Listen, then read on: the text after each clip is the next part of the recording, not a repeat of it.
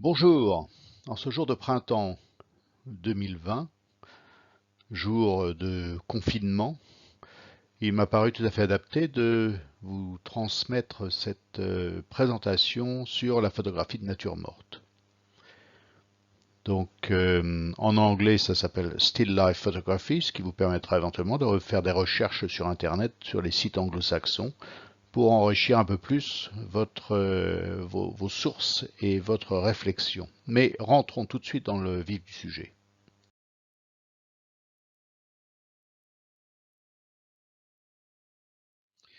Bon, je me suis inspiré de différentes informations retrouvées sur Internet pour créer cette liste de 10 règles. Bon, il pourrait y en avoir plus ou moins, mais voilà les points importants. D'une part, tout d'abord, le plus important, travailler avec un trépied. C'est important d'avoir son appareil photo bien stable sur un trépied qui va permettre d'avoir des temps d'exposition suffisamment longs. En fait, on va pouvoir s'affranchir du temps d'exposition qui ne va pas être un souci pour la netteté du cliché. Et donc, on va pouvoir travailler avec des ouvertures focales relativement petites pour avoir la profondeur de champ que l'on souhaite avoir pour la photo de la nature morte.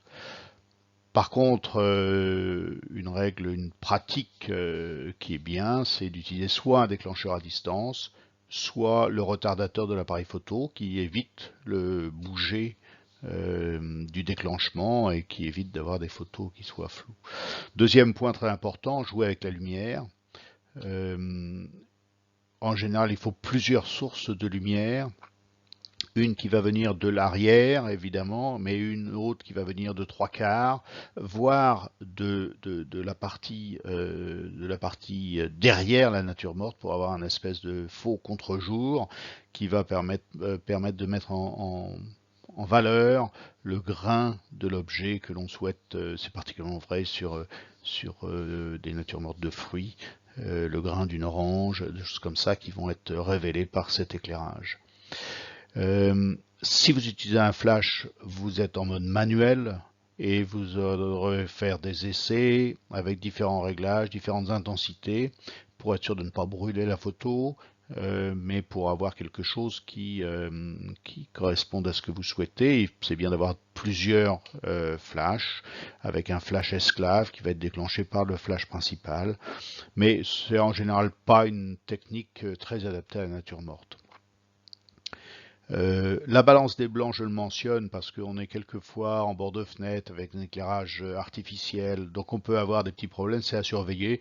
En général, les appareils photo s'affranchissent bien de ces problématiques et donc il n'y a pas besoin d'y revenir.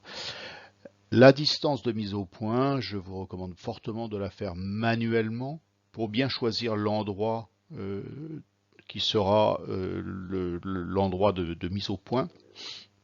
Ne pas laisser ce choix à l'autofocus qui, selon les réglages, peut être plus ou moins précis ou se fixer sur une zone plus ou moins avancée de la nature morte.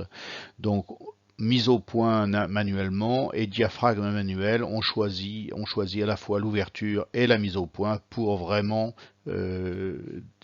établir cette zone de netteté. Au niveau de la focale de l'objectif, focale standard, ça va tout à fait.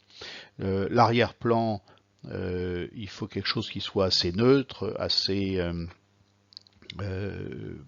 uniforme, qui puisse permettre de révéler les objets que vous voulez photographier. Pour ma part, et vous le verrez tout à l'heure, j'ai utilisé un tissu simplement que j'avais ici, repassé pour retirer tous les plis, et puis ça permet d'avoir quelque chose qui va être fondu, j'allais dire, dans l'arrière-plan. Les angles de prise de vue, on est souvent devant, au-dessus du sujet, on est un peu en plongée par rapport au sujet, c'est ce qui marche en général le mieux. Maintenant, il y a des tas d'essais possibles. Et donc, en tout état de cause, faites attention aux détails d'éclairage, d'ombre, de toute anomalie va attirer l'œil du spectateur. Et puis finalement, la créativité, elle vient de la transgression des règles, hein, donc n'hésitez pas à transgresser toutes ces règles. La composition de la nature morte, c'est le point essentiel de la nature morte. C'est pas, c'est vraiment ça qui va faire qu'une photo de nature morte va être jolie ou pas. C'est que la composition que vous aurez réalisée est jolie ou n'est pas jolie. Ensuite, même si elle est jolie, il faudra l'éclairer correctement. Mais donc, alors on dispose évidemment les objets les plus grands en retrait. On évite des parties un peu trop vides sur la vue du plateau sur lequel se trouve la nature morte. Euh, on essaye de privilégier une composition assez étagée. Des ombres portées, on fait attention aux ombres portées. Mais on peut prendre aussi des sujets gelés. Ce qui est important, c'est d'avoir une cohérence du sujet, une cohérence des pièces qui sont là pour créer cette nature morte. Qu'on comprenne pourquoi telle et telle pièce est là, comment elle s'harmonise avec le reste. C'est ça aussi qui va donner la portée de cette nature morte. Donc dans la composition, le point le plus important à mon sens, c'est vraiment la cohérence. La mise en scène, ben on vient d'en parler un petit peu. C'est un peu, je répète un peu ce qui a été dit avant, c'est d'éviter les reflets, c'est ensuite de jouer sur la lumière, sur le flou modéré ou pas. Tout le choix esthétique là est entre vos mains. L'ouverture, la distance focale, tout ça, ce sont des critères qui vont vous permettre de créer, de différencier votre nature morte par rapport à une autre. Donc sur une même, souvent d'ailleurs, sur un même dispositif, sur une même nature morte, on va effectivement essayer différentes ouvertures, différentes profondeurs de champ, différents éclairages, parce qu'on s'apercevra que l'un ou l'autre rendra mieux. Il ne faut pas sous-estimer aussi la possibilité de faire du post-traitement qui permet souvent de récupérer, de faciliter. C'est un peu triché, mais honnêtement, ça facilite souvent bien la vie. Alors, les sources d'éclairage, comme on en a parlé, c'est le parapluie photographique. On le verra sur la photo suivante. C'est un système qui permet un parapluie blanc qui est utilisé à l'envers, au milieu duquel on a mis une source lumineuse. Et donc cette source lumineuse va être réfléchie par les panneaux du parapluie. Mais on peut très bien utiliser une lumière de téléphone, une lampe de poche, que sais-je, hein, une table de chevet. Alors, anecdotiquement, là, je présente aussi le papier de cuisson, qui est une solution très économique et très simple pour tamiser un petit peu une lumière qui serait trop forte. Et donc, on prend du papier cuisson, on le fixe avec des pinces à linge sur un cadre qu'on a récupéré, et on le place entre la source lumineuse et la nature morte. Et vous allez voir tout de suite que la lumière va être beaucoup plus diffuse. Et donc, ça vous permet, dans certains cas, d'arriver à des éclairages qui sont assez intéressants. Donc là, sur la photo de gauche, j'ai donc représenté mon mini studio que j'ai fait avant de préparer cette présentation pour bien me remettre en tête un peu les règles fondamentales de ça. Donc je pense que vous allez voir ma souris là qui va vous présenter. Donc on a ici la nature morte hein, que l'on voit sur la photo de droite. L'appareil photo est ici, face à la nature morte, un peu au-dessus, il est effectivement en plongée.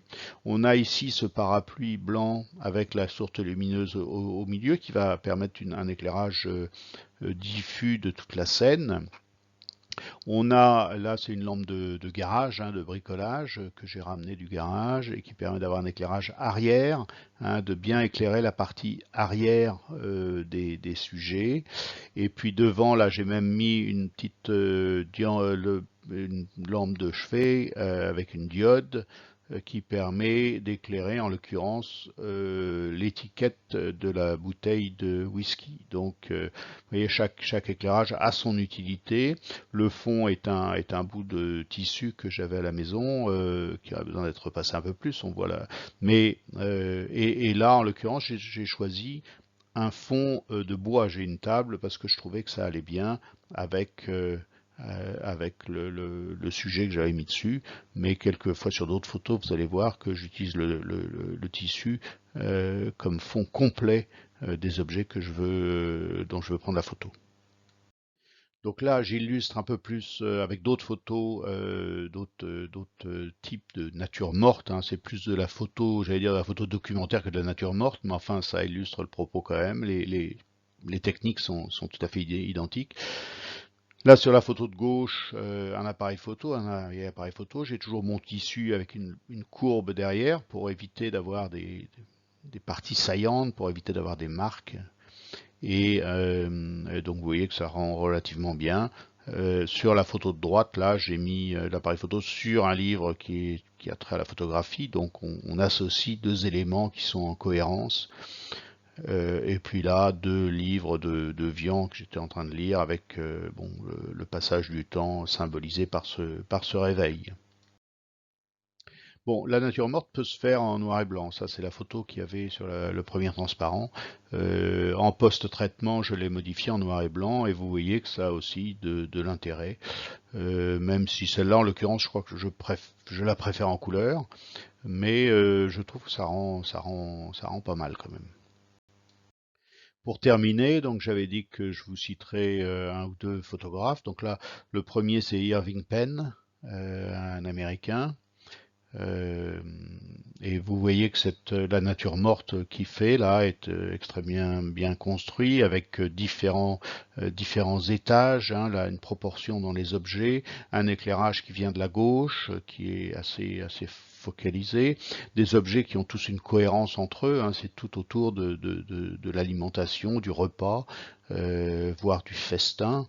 Euh, donc on a la serviette, on a le raisin, on a des coupes, on a bon, des tas de symboles avec un fond, vous voyez, qui est style tissu, qui est tout à fait neutre, qui permet vraiment de mettre en valeur, notamment ce qui sort de l'éclairage, le sac je sais pas ce que c'est, hein, du blé ou autre chose, hein, de céréales, et les œufs, donc ces taches blanches avec cette lumière qui diminue plus on va vers la droite. Donc ça c'est un bon exemple de nature morte avec un éclairage. L'éclairage en l'occurrence est relativement simple, par contre la création, la composition était beaucoup plus compliquée. Et donc là, pour terminer, un autre photographe, Abelardo Morel, et je vous montre ces natures mortes parce que c'est pour vous montrer que même à partir d'un sac en papier, on peut faire une photo artistique, une photo qui est intéressante et qui va l'éclairage là tout est dans l'éclairage contrairement à la photo précédente euh, où tout était dans la composition. Là, enfin, c'est aussi dans la composition. Chiffonner un sac en papier comme ça n'est pas forcément très facile, mais l'éclairage, la lumière est vraiment un élément clé de ça. Et de même avec les piles de papier, bon, ça peut paraître un peu ordinaire. En fait, c'est quand même extrêmement travaillé. Voilà, donc c'est ça qui conclut cette présentation. J'espère que ça vous donne quelques pistes. Je vous souhaite plein de succès dans votre créativité et dans la génération de photos de nature morte. Et je vous dis à bientôt et prenez soin de vous.